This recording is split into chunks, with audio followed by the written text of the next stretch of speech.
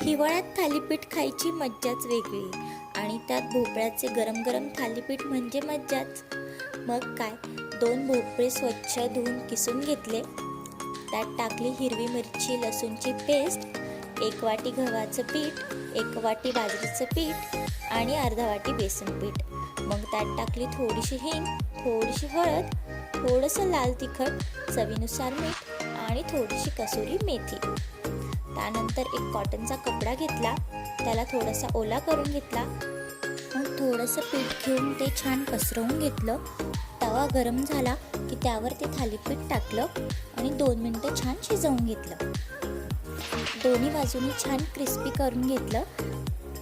तुम्हालाही आवडतात का भोपळ्याचे थालीपीठ? कमेंटमध्ये नक्की सांगा.